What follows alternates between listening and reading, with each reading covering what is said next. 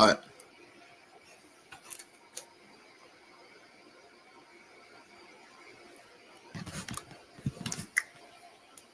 All right. What up, YouTube? All right, we're back today for another live. All right. So today we're reacting to a YouTube. All right. So today we're reacting to YouTube something that says what's the title? Oh, it says how to keep your viewers addicted. All right, let's watch it. You do not need to kiss the algorithm's ass to make a good YouTube video. You don't need fancy editing. You don't need hours perfecting your script. In fact, you can make, edit, and upload a video today and get thousands of views. But why should you trust me? Of course. My last video popped off using what I'm about to show you, as well as helping over 200 plus people inside my private group do the same thing. So let's make a video that gets views the easy way. What 99% of small channels do is half-ass a video that they don't even want to make in the first place. Yo, there's nothing easy in this life, bro. Like, bro, no one can do anything easy. There's always like a step, like an hardship. Like, how do I explain this shit? My fault. But how do I explain it? It's like there's always like steps to become great or something. Like it's kind of, I can't explain, but whatever.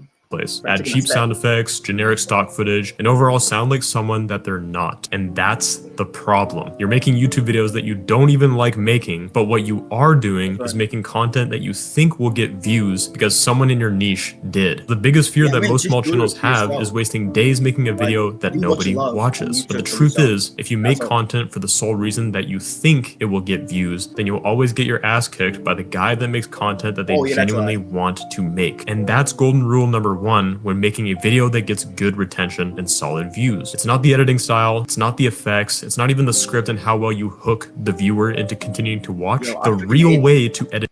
Yo, chat, I freaking hate scripting videos. It's like you have to read and you're talking and it's fucking annoying. A video that boosts retention is to genuinely have fun with the content that you're making. And yes, I know I probably sound like a cornball, but please, before you even watch the rest of this video, you need that soul in the idea that you want to create before you even record or edit your video. So now that you're making content that you actually want to create. I mean, if you have no plans on YouTube, you're not making it, bro. You're not making it crap, bro. Let's start with the intro. There's a million overcomplicated methods to hook your viewer, but I'm just going to give you a quick life hack. All you're going to do is steal the intro from a popular YouTube short on the topic that you're making a video on. Just search up your video idea, find a short that has millions of views, and just use that as inspiration for your hook. But why? Because that short got millions of fish-sized brains to stop doom scrolling for a second to watch what they have to say. And if it works for people that watch YouTube shorts, it'll definitely work for the people that watch long form since they have slightly higher attention spans. So now we hooked our viewer into watching. Great. Now it's time to make a good video 90% faster and easier. So what do I mean? The problem is that most people over edit the whole video, and that's why it takes making a video is not easy, bro. It's a struggle, bro. Days or even weeks to finish a piece of content that nobody even watches in the first place. And this is what we're not going to do. Because believe it or not, humans, aka the viewer, don't need much to be stimulated to watch a video. Look at these Stickman videos that have been recently blowing up, for example. The video is a fucking AI voice with generic Stickman clip art every 3 seconds. There's no animations, there's no smooth transitions, it's just images that relate to what the narrator is saying. And I say this to say that us humans can look at an image in a video, and if it makes sense to what the YouTuber is talking about, our imagination keeps us intrigued on the video. So in simple words, all you need is images / videos / GIFs that add to what you're saying in your content. And the best place to get completely unique B-roll is simply just rip them straight off Pinterest. Nobody uses Pinterest, even though it's a gold mine for completely unique images and B-roll that you can use in your own videos. I mean, shit, my last video that has 17,000 views at the time of recording is all that's kind of crazy. No, I might actually do it. I might from Pinterest. So if you get anything from this video, remember this. You have to make content that you're genuinely interested in. You have to keep the edit simple but effective with your choice. Yeah, that's a problem. Like I have lots of hobbies, but I can't choose one. So I'm struggling on my niche. Is it called niche? Like something, I don't know. Whatever. I'm just struggling with choice that. of B-roll. And overall, stop treating your YouTube video like a fucking school project. Just be you. Yo, if you want to join the private group I was talking about don't know how earlier to and be, have bro. me personally I help wanna you talk grow to on people, YouTube, you can join Winners Club in the link down below. We got some crazy wins this month with my guys getting over 10,000 plus views on their small channels, and it would be pretty dope to see you do the same. Also, if you join, you get a free one-on-one coaching call with me, so links down below, and maybe I'll see you inside, brother. Peace. I see it, bro. Thank you. Yo, shout out to this guy, bro. Money Maxon. I'm gonna sub, bro. That was W video. Alright. The next reaction we're watching is called Line art is one of those things that has a learning curve it's that looks exciting. like this. yeah, tips for aesthetic line art by studying Chuzhenshai. No racist stuff. Bro. Line art is one of those things that has a learning curve that looks like this. Or so I thought, until I came across Chuzenji, a professional illustrator that I came with like, you know, like I came with digital art, bro. Like I'm struggling on that. There's no way you can like how can you draw like you? Just, oh my god, I'm tweaking, bro.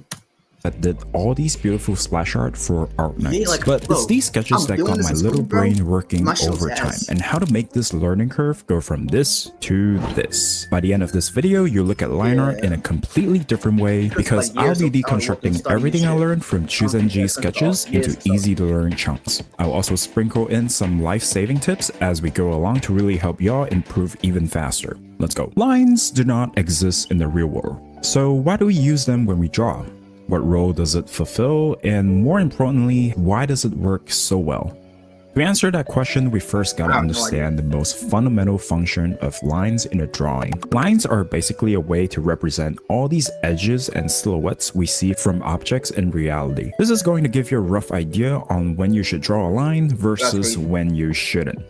Now you're probably wondering, I already know this. I just want to know about pen pressure, line weight, and all the fancy stuff that makes my lines look cooler like Chuzenji. But whoa, hold on. 99% of your line problems comes from this very first step. If your silhouette is wrong, kind of like the guess that Pokemon thing, no matter how fancy your line weight is or how much pen pressure your tablet has, you won't be able to correctly represent the object you're trying to draw. Line weight is something you add on top of this to make things look even better than it already is. So what I would recommend at this stage is to purposely ignore a line weight and just practice using a brush that has no pen pressure. You want to ignore these two attributes of your lines, and I'll get into these very soon. And as you can see, all I'm focusing on is how long and smooth my strokes are, because that is more important, and how accurately I can get the silhouette right. At this point, I'm sure some of you will be thinking about chicken scratches and how to eliminate them. This is my personal opinion, but I think some amount of chicken scratches is fine. It's also very context dependent. For example, in this drawing by Chuzenji, these lines here kind of look like chicken scratches, but it's a furry cat's tail, so it actually fits. So I would say when drawing materials that have a smooth silhouette, you gotta lock in a bit and make sure the lines are as clean as possible. But when you're drawing hair or fur related, and make sure fat ass stuff, bro. the lines are as clean as possible. But when you're drawing hair or fur related stuff, you can be a bit more chill and not pay as much attention with smoothing your strokes. By the way, there is the stabilizer function, which should be available in most art programs. I don't really like having it set too high just because it really limits how much control you have over the stroke. It's okay to have it set to low to medium like this if you have really shaky hands or when you're drunk drawing. When drawing long lines that overlap each other like this, and you see this come up a lot when you're drawing hair strands especially, you want to draw over the lines like this on separate layers, and then you go back to erase the parts that you don't need. This ensures that your lines are smooth and actually look connected. And speaking of smooth, if you ever wanted to start an online art business in 2025, there has never been a smoother print-on-demand service like Printful. All you need to do is design something, drag and drop it on a hoodie, a mug, or even a pillow. You don't need to worry about printing machines, packaging, or finding a supplier who ghosts you after one order. With Printful, you just focus on what you do best and they handle the boring adult things. Alright, let me show you how easy this is. I just that is upload my not art tough, here bro. and choose what products I want it on, OT is not and tough. they have a lot of stuff you can print on. There's even like candles too, which is crazy. Resize and edit the art so it fits better, and it's that easy. You can get 3D previews of the final as well, like this. Their products are high quality too, and they offer really competitive product pricing, not to mention up to 30% off with Printful Growth and 55% off bulk orders. That's huge if you do limited merch drops or sell at conventions. By the way, if that's you, why are you watching my videos? We should be learning from you. Anyways, they've got Wait, what? printing hubs all around the world so your customers get their stuff faster without paying those painful international shipping fees. Doesn't matter whether Bro, you're on the US Etsy, tax is Shopify, crazy. or a TikTok shop, So Printful you're can struggling with seamlessly that tax, connect bro. with all these platforms. So once you get an order, it goes directly to Printful and they take care of everything after that for you. So yeah, if you're tired of embodying the starving artist stereotype, this is your sign to Hell start yeah. printing I'm some down with money that. while you sleep. Okay, not like literally. You know what I mean. Or if you just want your waifus and husbandos on a pillow, Printful's also got you covered. You can start your own print-on-demand store today. It takes like, what, 15 minutes to set up. Go to printful.com or use my link below to get started. Back to the video.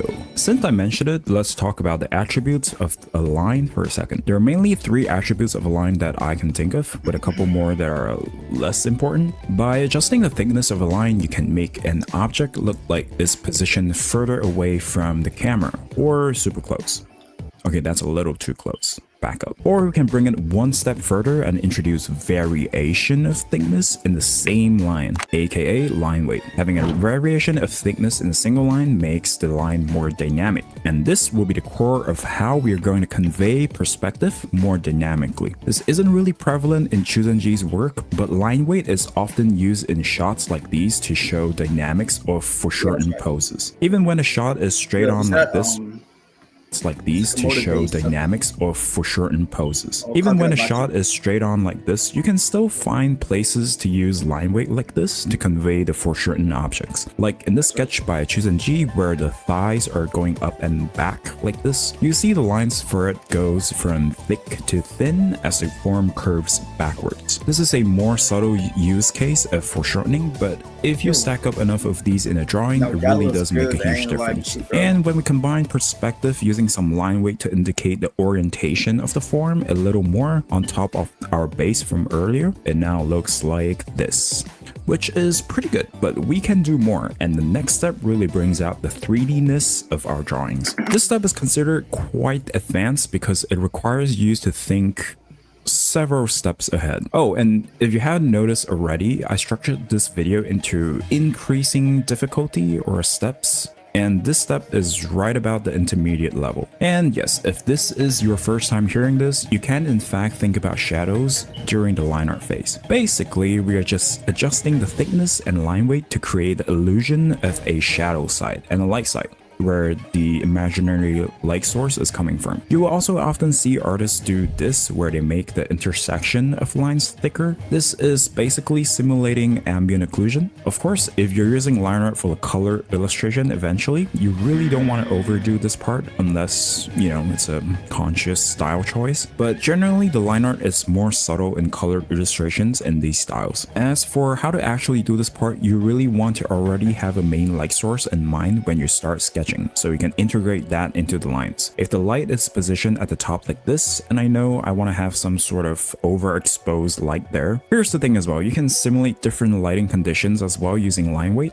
If the light is really strong, I would use a super thin or even leave the loop open like this. yo. Then I'll use a relatively thick line for the shadow side on the opposite end. And on the flip that was side, a sus, I lack ain't of gonna lie with you, bro. variation in line weight That will was straight up simulate sus, a gang. milder lighting condition like these reference photos. This is already a pretty good base, but if you want to just have your line art as the finished product like these posts by Chuzenji, then this next step is going to bring everything to the next level. In Chuzenji's work and many other professional artists, you will see very thin lines inside a form like this to indicate detailed form changes happening. This is yet another trick these pros use to make the drawing more realistic. They're essentially shading for line art and are pretty intuitive. I mean, a lot of them are just repetitive patterns or really obvious flow lines in these hairs, for example. But there's just one problem. When I try doing it myself, I always end up overdoing it, either adding too many lines or they look too strong and competes with the main lines. So what what is the right way of doing this? First up, these lines should always be thinner and stand out less compared to the silhouette. You want to have this sort of hierarchy going on when you're thinking about the thickness of your lines. A really good tip here is to have a set thickness for each part of the drawing instead of adjusting your thickness manually each time. Another type of form indication is this. Chuzenji doesn't really do this in their drawings, but you can definitely do a hatching style of shading. I don't know if this still classifies under the liner category, but it's cool to know. And if you want to go even further than this, the last thing I can think of is simulating textures using lines. The application of this function always has to do with the clothing the character is wearing, like kimono patterns, stitching, cloth folds, lots of cloth folds, and the occasional dragon tail.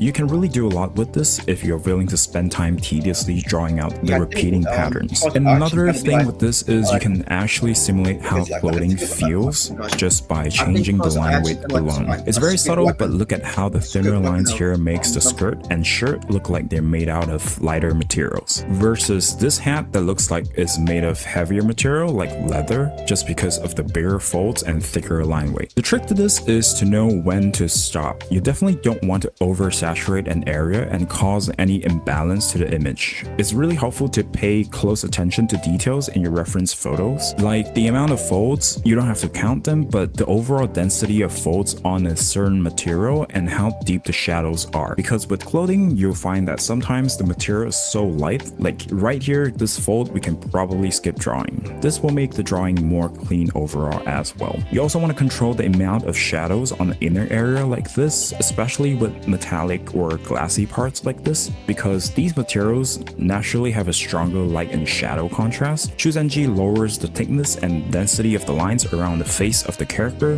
which is the main focal point here, to create a stronger contrast against the glassy parts here. This drawing wouldn't have worked as well if Chuzenji used the same line weight and thickness here. This part is deliberately left quite bare so that it would stand out against these busier parts. And after all that, the final should look a little like this. But what if you want to use line art as a base for a colored illustration? Well, there's actually a big distinction with colored illustrations and using line art as a finished product.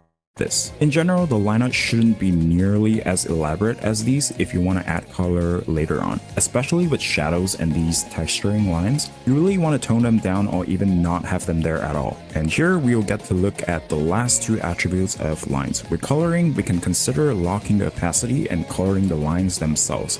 This is a really popular method because it makes the lines stand out less and blends into the colors. Kind of like simulating the point we talked about at the start of the video, where there's no lines in real life thing. So you want to make the lines here as minimal as possible by coloring them and using blend modes like multiply. And if all else fails, did you know you can extract lines from photos in combination with the binarization filter in Clip Studio Paint like this? Jokes aside, if you want your lines to look as smooth as this, a big part of it is to know how to accurately draw these shapes. And the secret to this is perspective. I have a video right here just for you, so make sure to give it a click.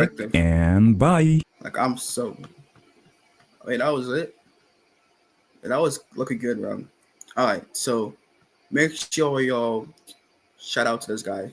Oh, that was 2 hours ago. Well, yeah, I'm definitely a subscriber. I like him. So, all right. So let's talk. All right. So in the previous videos to watch, it talks about oh shit, I forgot. Wait. Yeah, it talks about ways of starting line art and ways to blow up on YouTube. Yeah. All right, so I'm be honest with you, bro. I've been posting on YouTube for like 4 years ago, but then I stopped. Yeah, but I'm back, yo. Yeah, I'm back. It's all good. All right. So what I'm working on right now is a character from a game. All right, so let me just pause real quick.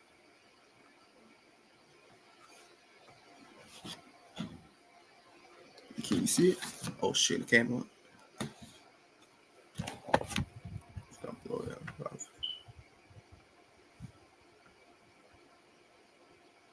Visuals. All right, can you see this? I can. All right, tell me if it looks good. Like, tell me. Does it look good?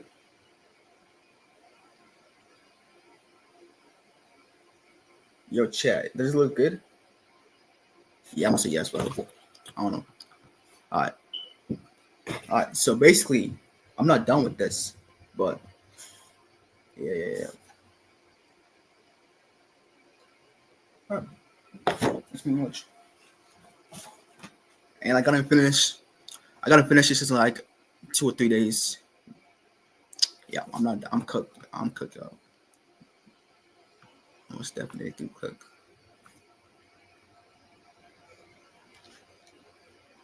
All right. But Loki, bro, I'm bold as hell. I'm play some games. We can play games on like freaking Chromebook. What? Oh, y'all think so?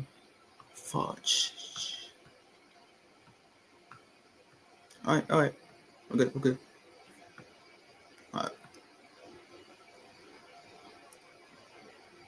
Wait.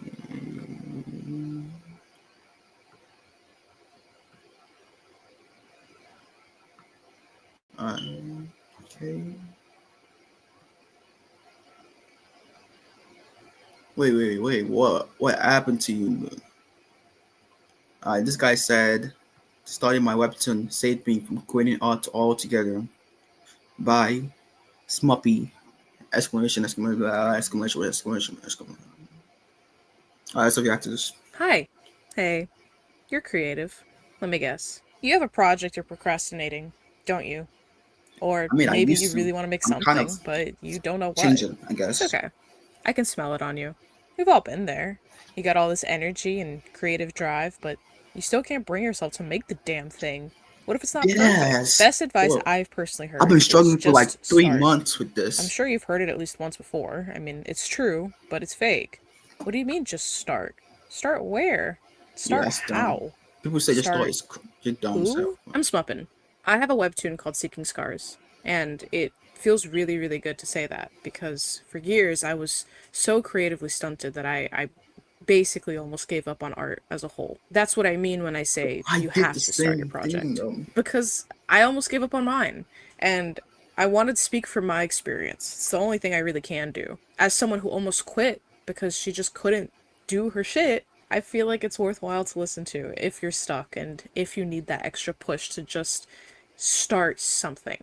Yeah, Okay, so let's break it down. I had the same What are the problem. biggest Yeah, hurdles when you're creating a I'm project? subscribing, bro. Well, the first thing is to, I can relate actually to know what this. you want to make. That's really the first big question you should ask yourself. What are you making? A really big common misconception people have about being creative is that your ideas come from nothing, or rather that they come from some innate creative talent that you have. That it's, it's nothing and then all of a sudden it's something, and if you're just gifted with it, you can just write stories out of thin air. But that's the farthest from the truth. You have a well of creativity inside of you. It's called your brain. And your brain, I'm sorry, can't create anything from nothing. Nothing in the universe is Wait, that's created right. from nothing. You have to sort of refill that well. What I mean by that is you need to be able to take in information, whether that's, visual or auditory or just raw knowledge and information, so that you can prime your brain to create things. So, what does that mean? Well, basically, you have to feed it information that you can draw upon when you are creating. So, instead of staring at your blank page and trying to force nothing out of something, step away, completely set aside what you're trying to create, and go outside. Experience things, watch things, read things. Let your brain rest. Refill your well, and the Okay. ideas will come to you. Wait. Pause. All right. Let me say something. You said that go outside, right? That's a problem. I can't. I can't even go outside without going in pain for like 5 minutes. Keep on going. So that option is out the door, bro. I can't do that. There's no way I can do that. Seriously. Probably in the shower. The ideas love the fucking shower. Wait, what? And the ideas will come to you. Probably in the shower. The ideas love the fucking shower. This isn't, a new concept. I didn't make any of this up. A lot of this comes from my experience, yeah, but also The Artist's Way by Julia Cameron, which I highly recommend if you're really fucking struggling with your creativity. It's been incredible for me personally, and it's the very reason why I'm even giving YouTube a try in the first place. One last thing before I wrap this chapter up. Never put down your ideas. Never. When your creative well is full, ideas will pop up in your head throughout the day, like when you're showering, doing the Yeah, dishes, that's right. whatever. Not all of them will be good But I always forget ideas. like In 5 minutes fact, most of after. them will be bad. That's okay. Your brain is just spitballing. If you put it down for an idea it gives you, what do you think your brain's gonna do?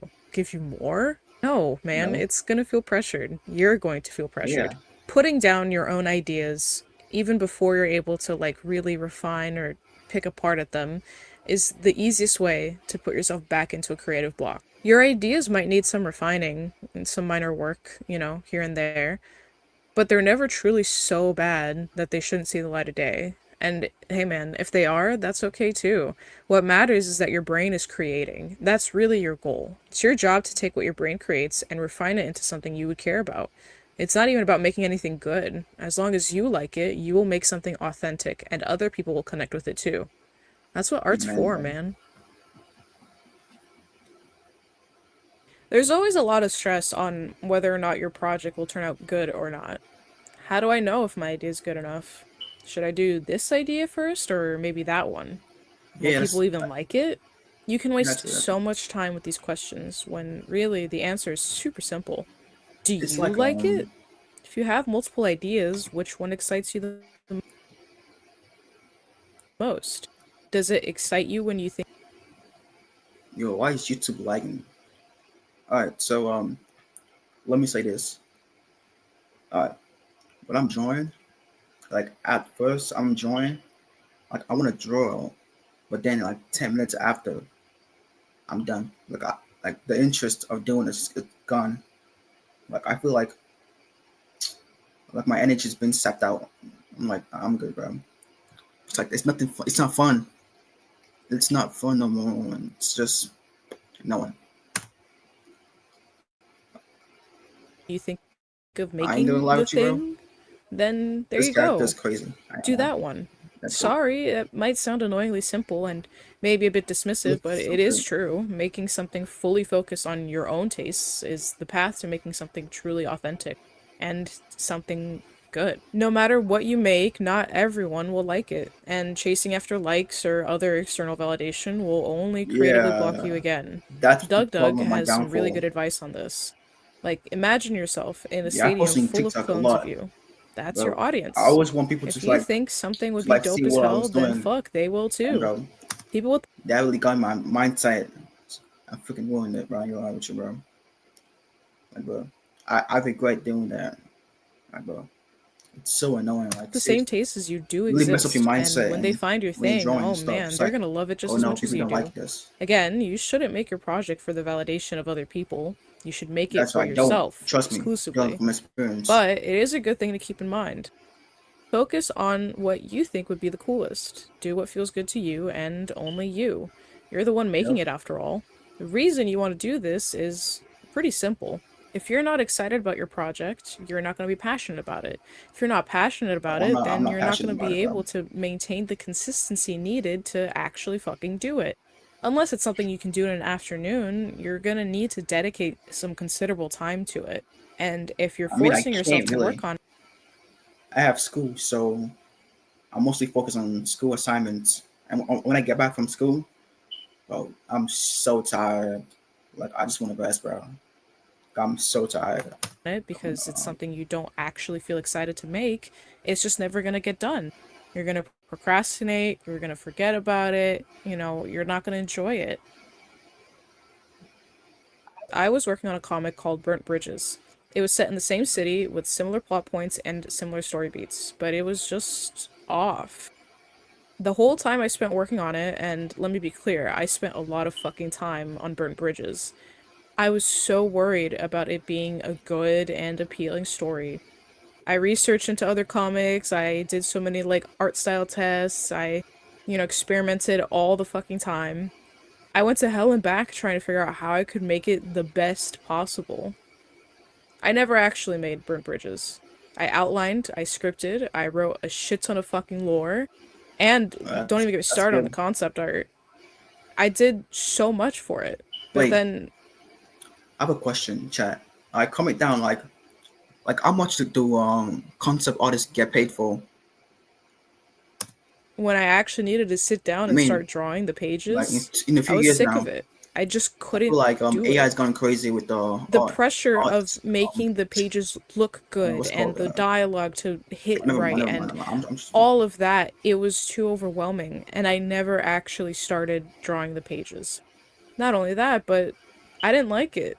It wasn't for me.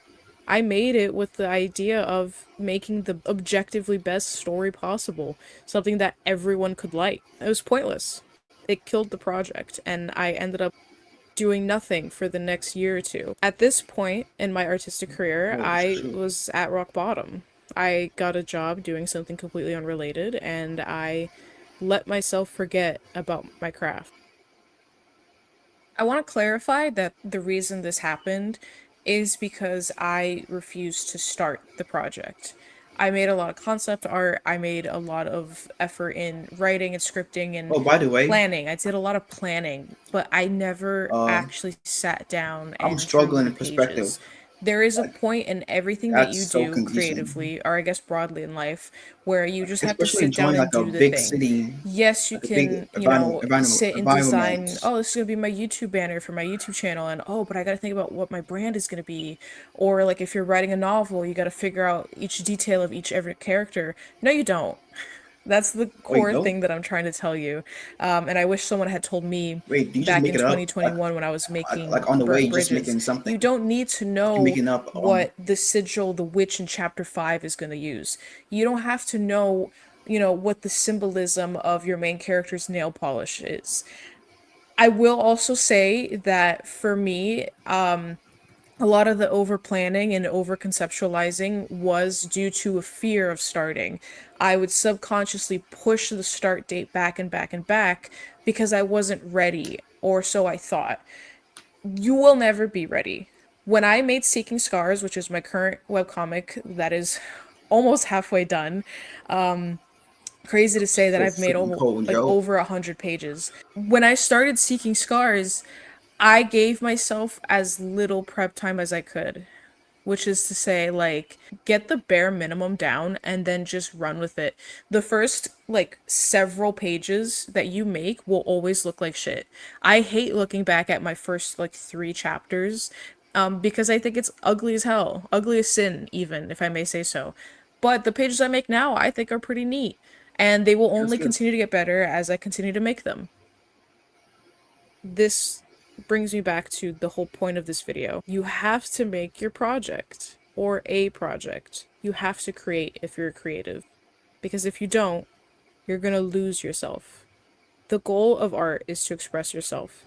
You have a unique perspective on any and everything that you make because your lived experience is unique.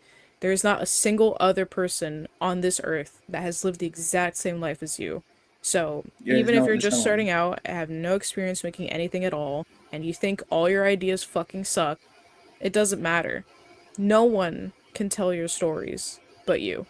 What you make will be 100% unique to you as long as you listen to your own creativity.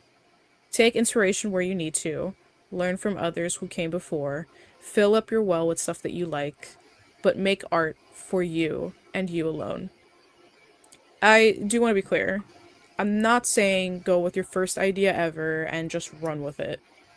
I'm not saying that your epic, super awesome project that you're so excited to make will be good. There's so Yeah, that's right. Yeah, I don't think the first options are always the best. Oh, God, it's fuck. much value in getting critiques and improving upon what you make. What I'm saying is, don't let that get in your way. I'm saying, make bad art, art that you had fun making. Learn from it, improve where you want to, and make more. Every project is better not perfect than not done.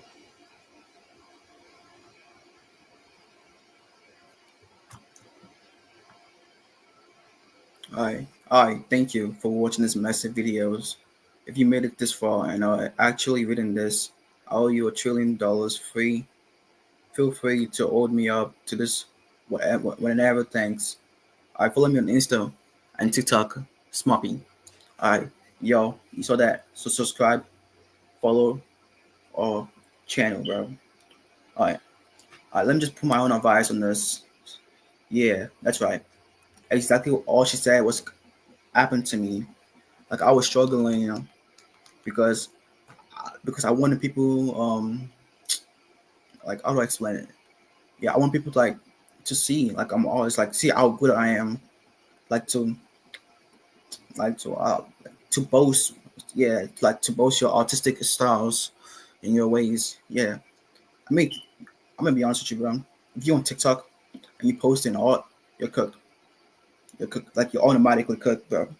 Because there's like a bunch of artists, right? Millions of artists on TikTok, and then you go start comparing yourself with them, and then it's like, why am I even doing this? Yeah, that happened to me, bro. Yeah, so I recommend don't be on TikTok. Just like move on to Instagram. Yeah, I think so, or X, or YouTube. I don't know. All I know is TikTok just messes your brain up. So that's it. And also, I would say, what was it? I forgot. Shit. Oh, I forgot. I forgot. Think. Come on. Oh yeah. Oh shit, I forgot. What was it? I think she said it like what was it? Where was it? You make will be 100% unique to you as long as you listen to your own creativity. Take inspiration where you need to, learn Yeah, from yeah, yeah. others who came before, Draw what you wanna fill up your draw. well. Don't draw what you think other people are gonna like. Just do what makes you happy when you're drawing. Yeah, that's the advice I gotta tell you. Yeah, I learned that. Oh yeah, bro.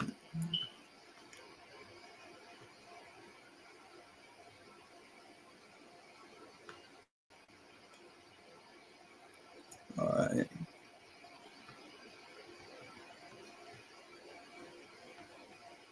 Wait, I might react to like a YouTuber right now. She's called yeah. Never mind. Yo, Sam does art. Joe just posted it. Oh yeah, I'm reacting to the goat, bro. Yeah, let's react to the goat chat. Prove that practicing facial anatomy is worth it. Of course it. Oh, Jesus. Want to learn how to draw hands? Coolly. What's up, guys? Welcome. Today we're going to be taking a look at some TikTok. Today we're going to be taking a look at some YouTube Shorts art tutorials. I'm going to be giving them a rating and letting you prove that practicing facial. Wait, why is my something so slow?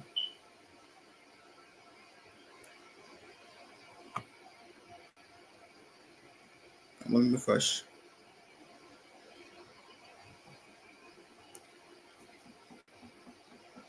Yeah, it's slow, bro.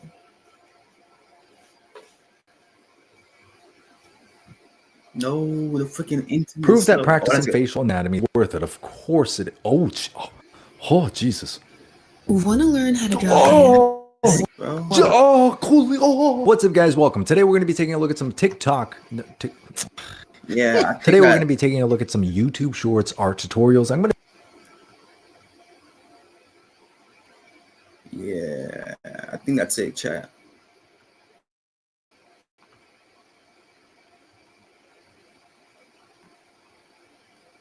Yeah, my internet's going bad, so yeah. Well, if you all like the reactions, make sure you like, subscribe, and share it. All right, peace out.